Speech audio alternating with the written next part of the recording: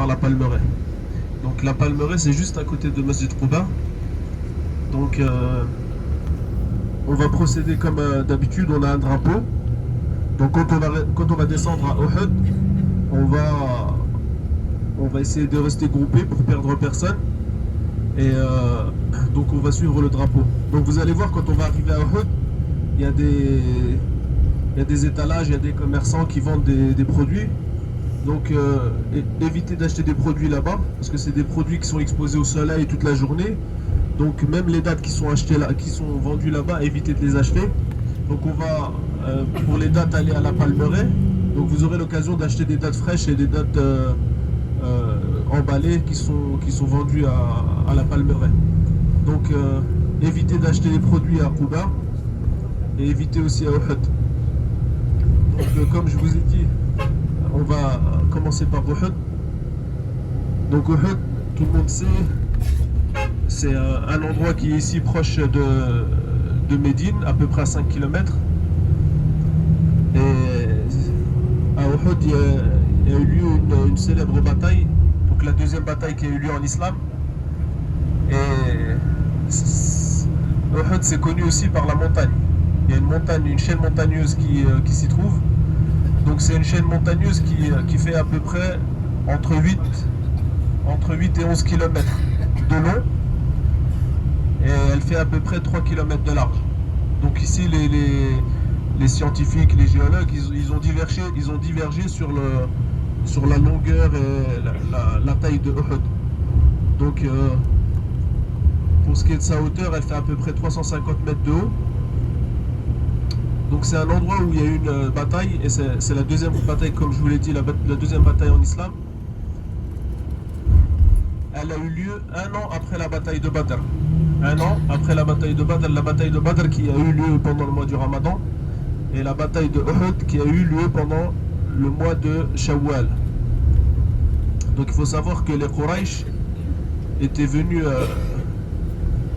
pendant la bataille de Badr, ils étaient venus jusque Médine, et ils avaient perdu cette bataille-là. Donc ils ont voulu se venger, et ils se sont préparés pendant une année pour prendre leur revanche. Donc ils se sont préparés matériellement et physiquement pour gagner cette bataille. Il faut savoir que les Quraysh, quand ils sont arrivés ici aux portes de Médine, ils étaient environ 3000.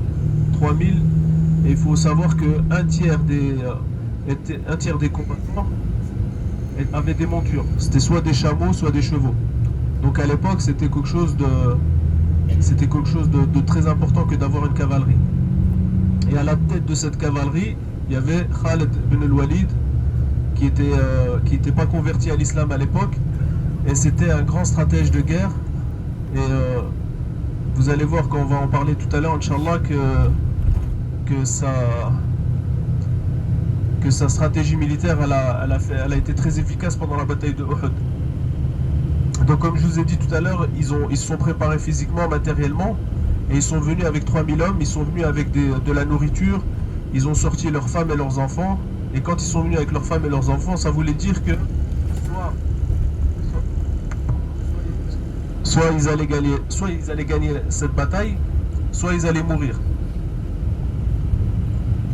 Donc ils ne voulaient pas être pris prisonniers. Donc c'était soit mourir, soit gagner la bataille, une des deux. Donc quand les Quraysh commençaient à venir vers le Médina, le prophète sallam avait des éclaireurs qui lui donnaient les informations. Qui lui donnaient les informations pour savoir les mouvements de troupes, comment, par où ils allaient venir, etc. Donc il y avait son oncle Al-Abbas qui était à Mecca, et qui lui donnait des informations pour lui dire comment s'étaient organisés les Mécois et par où ils allaient venir. Et donc le prophète sallam avait